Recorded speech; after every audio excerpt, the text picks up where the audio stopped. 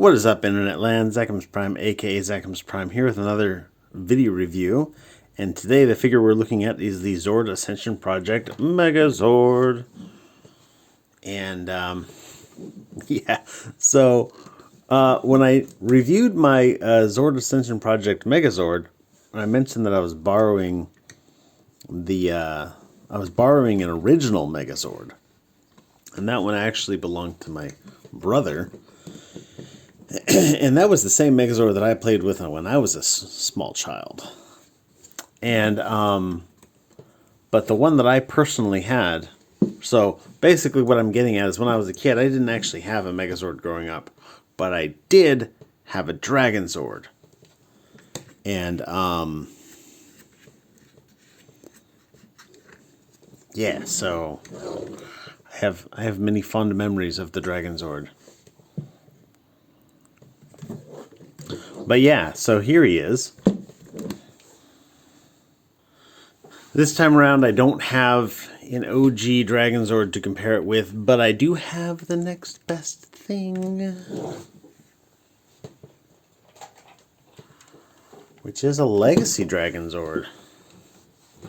And so the first thing the literal first thing that sticks out to me when I bring out the Legacy Dragonord is this thing is heavy. Takara really went all out with this, and this has got die cast in the like feet and in the thighs and in the butt and in the body, just in the whole like arm chest plate parts here. I do like the chrome, but I mean the heft on this is nice. And it's fairly well designed to be heavy, so I like that. But let's get this guy in the leany pose that Dragonord is important at.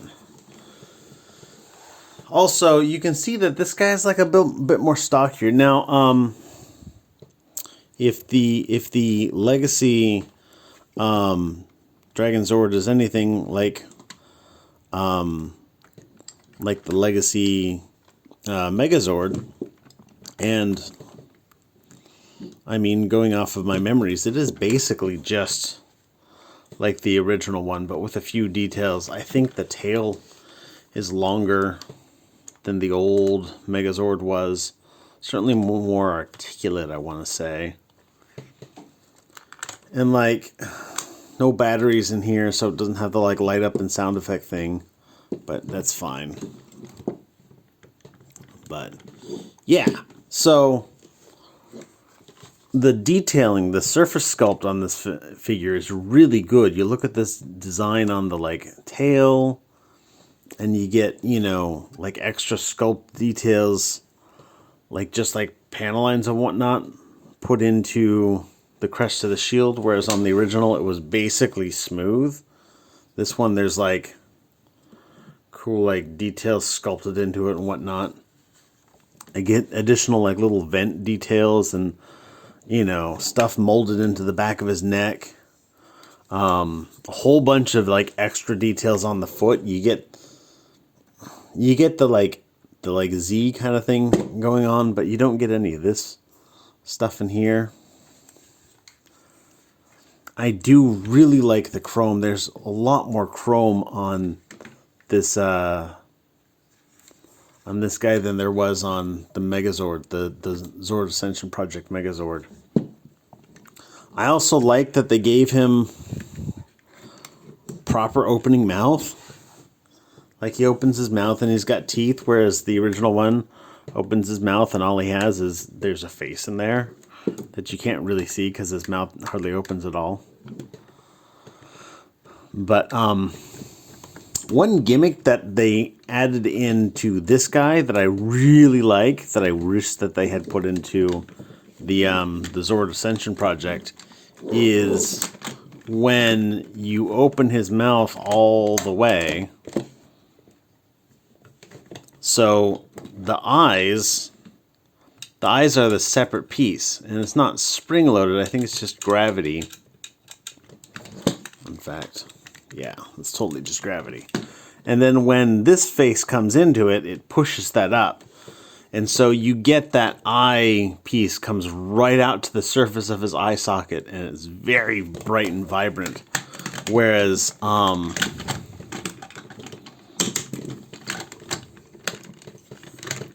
there you go. Whereas on this guy, it's the same face, the same, like, let me open this up to show you. The same clear red visor for the face, which, by the way, he does have like actual eyes back behind that clear red visor. It's the same one that pokes into that space up there.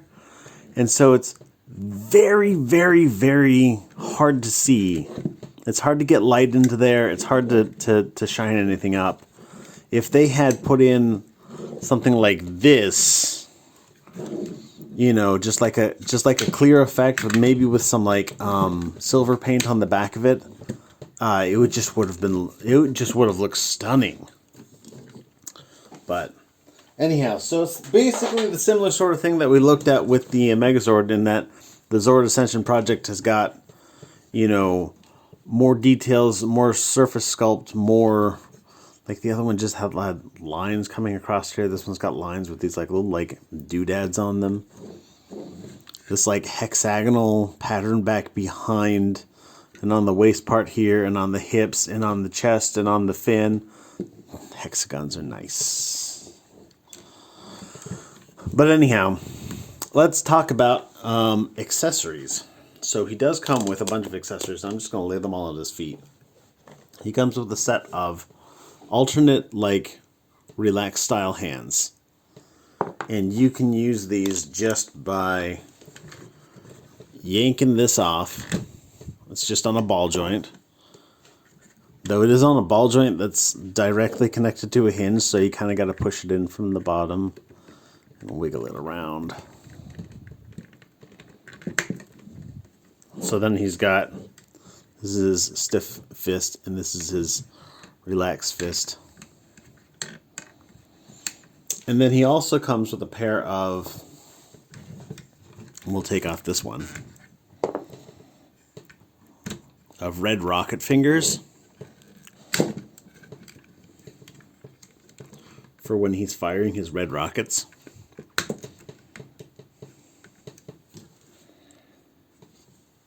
You know, he goes to the place and gets his nails done. He looks so fabulous. And this is basically the same design as these ones, just with the little rockets on it. And then you can swap that out as well if you have the original ones on here. I like to keep these ones on there because these are the transforming hands. I haven't actually tried it with these ones, or these ones, to be honest. But these are the hands that are definitely made to facilitate the transformation.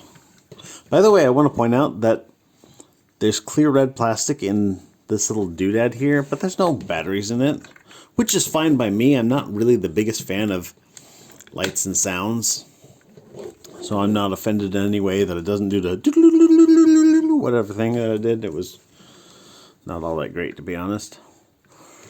Anyhow, you can take this accessory here, which is just molded in this, you know, clear red plastic. It's not a flexi plastic either. And then you take and you plug it into his fingers. And now he's shooting his rockets. So there's that.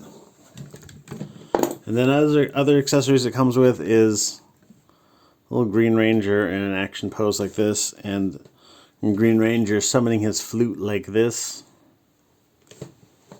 And then some other stuff for the other modes, which we're not going to get into yet, but in just a little while, I'll tell you. I'll walk you through it real quick. These are covers that go over the hands for when you have it in the Mega Dragonord mode, just so that it looks a little nicer. No. And then he also has a pair of hands that I'm pretty certain these are for holding his staff. But, like, these hands are not very flexible at all. And that staff is thick. Like, really thick. And so, And the only like disassembly you get on the staff is the base of it comes off, but you still can't get it over that. So I haven't actually attempted to cram a hand onto this thing, and I don't think I'm ever going to, which means these hands are functionally useless to me. But these are hands that go onto the Megazord, ostensibly, I believe, for holding his rod. But we'll get to that later. As for now, let's do some comparison, get him in here sized up with his old buddy, the Megazord. I'm going to have to zoom out for that one. You see Megazord is a lot taller than him. I kind of feel like maybe it's a little more taller than him than it should be.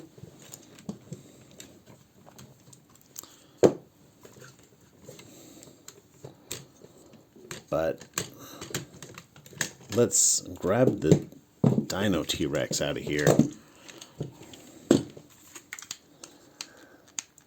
See how he compares specifically with the with the Dino T-Rex. I said ow, but it was really more of a sympathetic ow. I didn't actually hurt myself.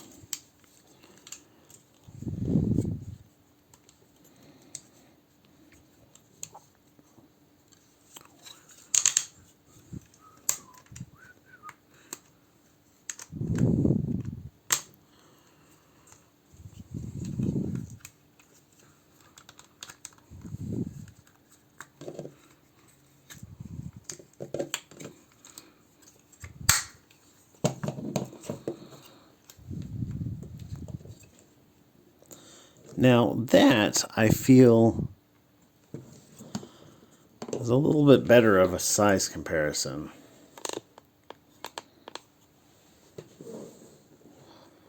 I believe the Dragonord fought the Tyrannosaurus at one point. I don't remember off the top of my head. It's been actually just a few months since I've seen it, but yeah, they still just kind of all blur together. But anyhow, let's talk real quick about posability on this Dragonord. So, obviously nothing for the head.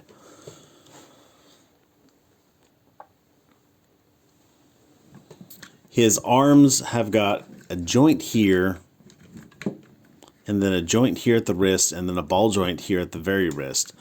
You can untab these and get a little bit, like, use this to move his arm around a bit. And I think that's perfectly acceptable when it comes to Dragonzords.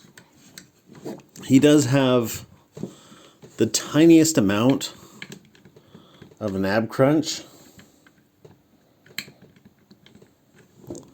which was unexpected. But his leg moves forward that much, it moves backwards that much. It doesn't have really any kind of spread to it at all. And that is a universal joint, so there's no rotation on that either.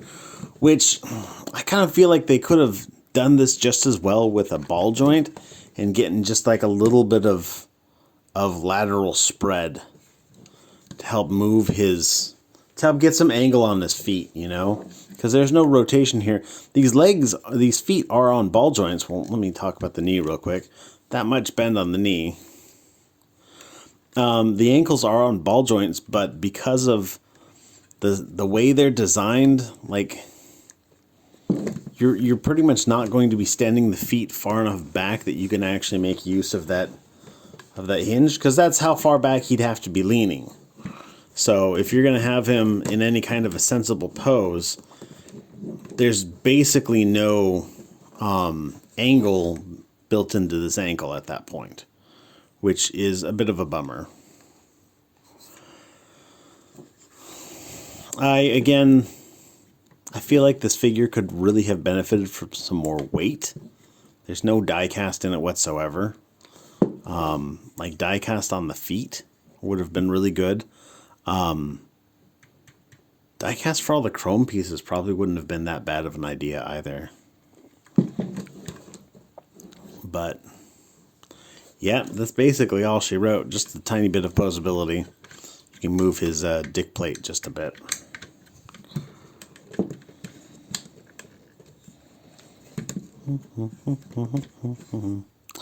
But anyhow, to get him transformed up into his alternate mode, we're going to take his tail completely off, and then we're going to take his tail and we're going to rip it apart right here.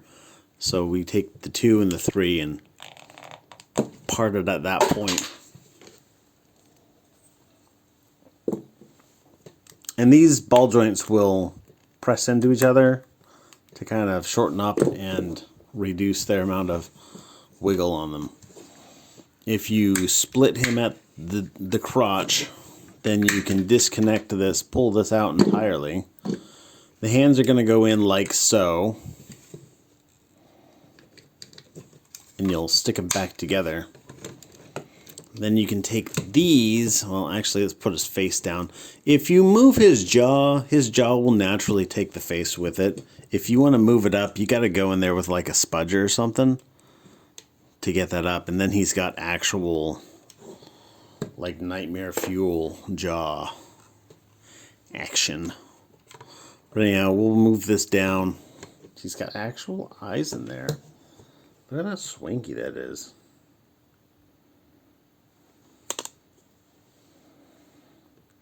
I almost tried to pinch zoom actual reality.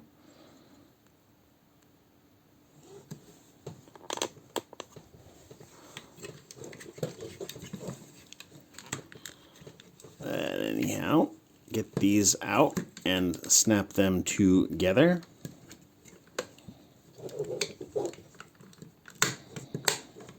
Boom. And then open up these panels here.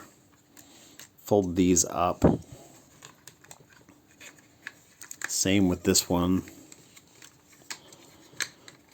And then you're just going to take these little joints, fold them down, and then you can take the Zords and plug them into this dude, like so.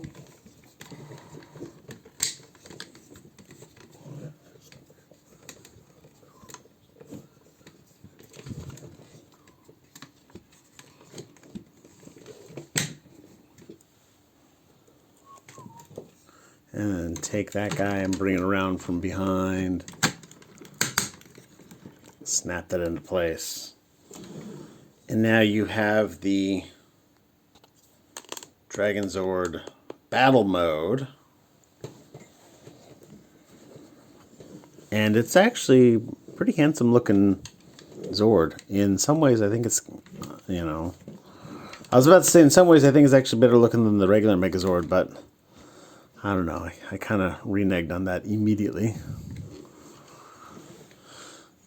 But it is a good looking, and you can take these and move them forward over the shoulders, which I think is a really good look for him.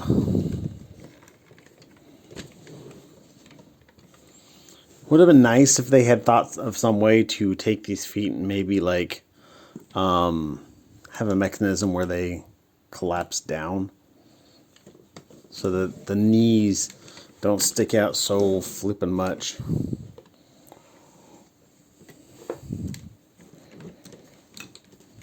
This, by the way, this little piece of posability here was a piece of posability that I forgot to mention when I reviewed the Megazord, because I didn't know it existed. I didn't realize that there was an additional joint up there. But you can rotate this and get, basically cheat a double joint out of that elbow, which is nice for some posability. Like my preferred way of posing the Megazord with a dragon, with the power sword slung over his shoulder. So yeah, there he is all together. I think it looks really good. The like cohesive chest plate here looks great. Though being chrome, it just attracts fingerprints like nobody's business. Again, you know, good use with the clear plastic on the faceplate and, you know, on the shoulders and whatnot. I think it's...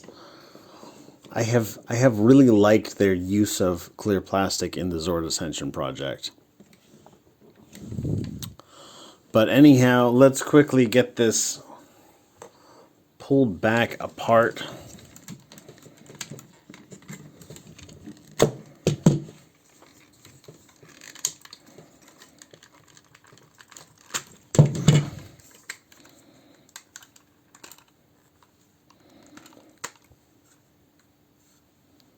Because actually, no, I'm missing something entirely. My bad.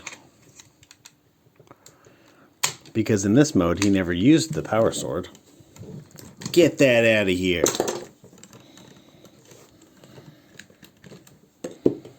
He would take this, and you take that, and you plug that into there, and then you open up on the back here, and now he's got a handle. You take these guys, plug them into the top of that. Yeah. Now that's the proper mode for it. And again, if I had, you know, the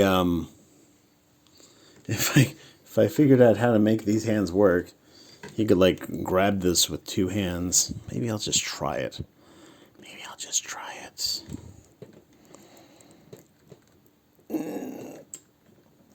Nope, maybe I won't try it. I don't want to rip that thumb off. This is all molded in one piece, it looks like. It's pretty clear that it is. So, like, part of me wants to say that it will probably survive the forces required to open that up, but, like, also part of me doesn't really want to risk it. If I heat it up in, like, hot water, it would probably do it. But then I'd have to heat it up again to get it off, which might mean damaging this piece of hard plastic. Yeah, I don't know. Would have been nice if they'd thought of some other way around that.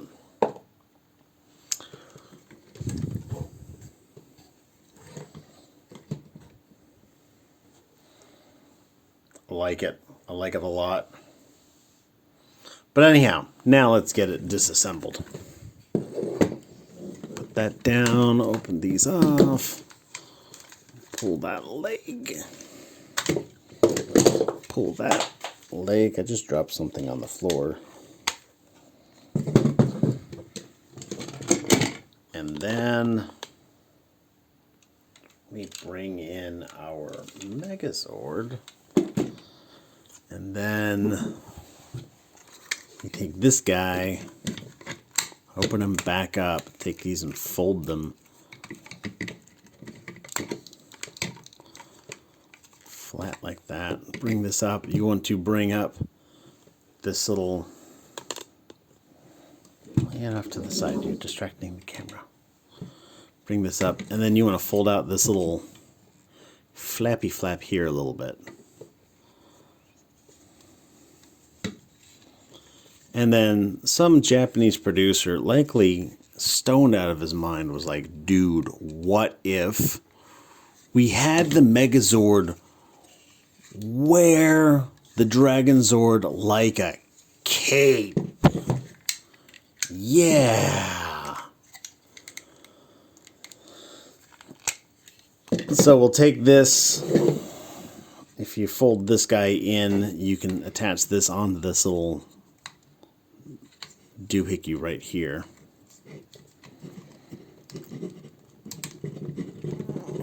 Which is kind of a chore. There we go. Yeah. And then on this side, that connector point will actually go right here.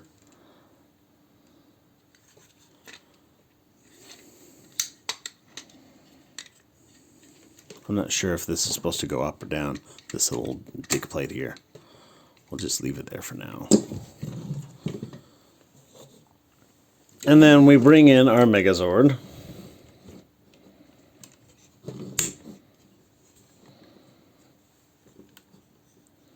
And to prepare this guy, what we want to do is make sure that the tail is together. Put down the shoulders, which severely hinders the amount of posability you get out of his elbows, by the way. Fold back his ears.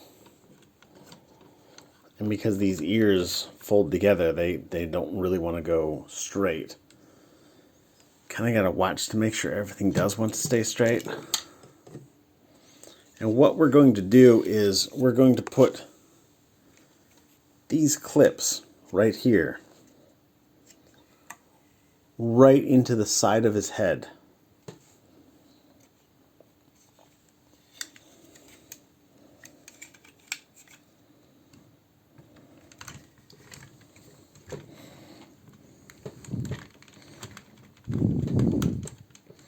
And this chest plate's probably going to fall off, because it doesn't stay together that well to begin with, and then when you really got to handle it a lot.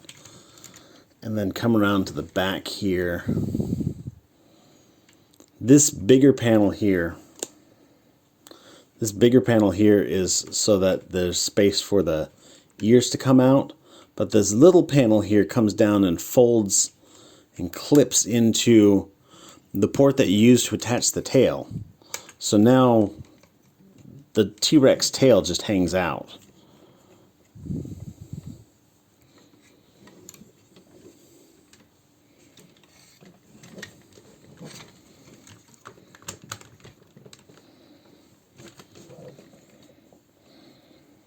And so you get the Dinosaur tail hanging off one side and the little chest plate hanging off the other side.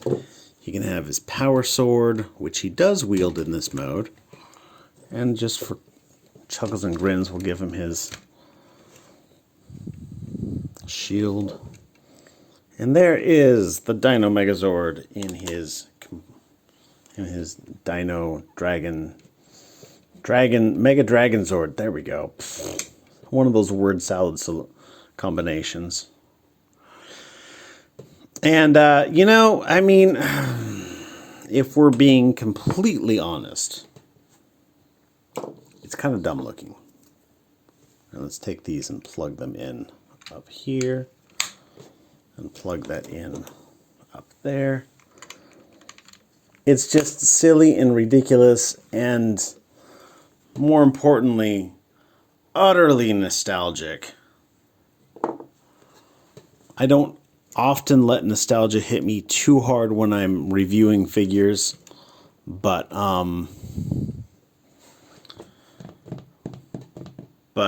I mean, this is just, for somebody like me who was born in the 80s, this is just the epitome of pure nostalgia. I dig it, all of it. I'm really hoping that they decide to release a Zord Ascension Project Titanus so we can get the Ultra Zord, so we can get this big stupid looking chariot. I can't even tell you how that is just like the dumbest idea for a robot, but you know what? It's there, and I'm there for it. So yeah, rose tinted glasses is a huge part of what makes this work. And if you've got that, then you've probably already got this. And if you don't have that, I don't think any amount of reviewing will convince you that this sort of thing is worth your monies. I will say again, I'll give this the same review that I gave the Megazord when I reviewed it a few months ago, which is I do believe that the Legacy set is probably better. Now, granted, the Legacy Dragon Zord will probably cost you a little less than $200, and the Legacy Megazord, for some reason, has skyrocketed in the aftermarket, and it's probably going to be more than $500. And I haven't even priced the Titanus lately. The best of the best, the cat's meow for the set, is definitely the Soul of Chogokin, which is just atrociously expensive right now. So if you don't have a Megazord set, like if you've got either one of those, I can't recommend selling them to get this. If you do have those, wait, I just said that. If you don't have anything like that, if you don't have any Megazord solutions whatsoever, this is the only one that's actually on the market and current. So, like, it's the best option out there by merit of really being the only option out there, assuming you don't want to build the, like, very small super mini pla versions, which are proportionately expensive for what they are, but, you know, super mini pla, right? Someday I would like to get and build those, but not this day. So, all in all, I would give it an objective review of like maybe a 6 out of 10. A subjective review of like 9 out of 10. I just really love this.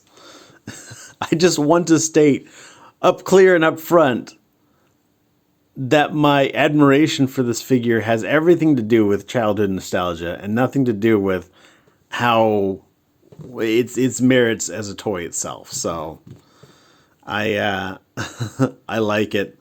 I'm definitely gonna buy the Titanus if it ever comes out, and I hear we're getting Thunder Zord soon, so I'll probably get some of those at least. But that's it for me. Thanks everybody for watching. You guys are fantastic. Everybody stay awesome and be good to each other. See ya. Bye.